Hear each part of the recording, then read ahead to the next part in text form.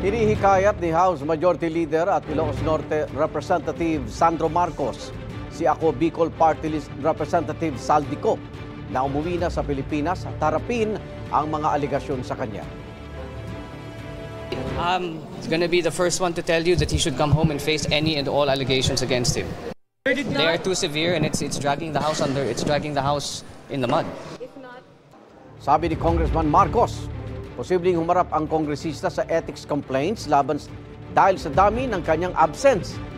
Una nang sinabi ni House of Representatives spokesperson Princess Abante na nasa Amerika si Ko para magpagamot.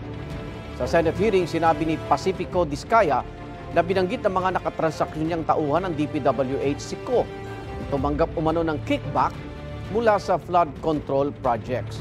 Si Ko na dating chairman ng House Committee on Appropriations, inakusahan naman ni Nabotas Representative Toby Chanco na nag-insert ng 13 billion pesos na flood control project sa 2025 national budget. Itinanggi na ni Ko ang mga paratang. Sinisikap ng GMA Integrated News na makuha ang sagot ni Ko sa pahayag ni Congressman Marcos.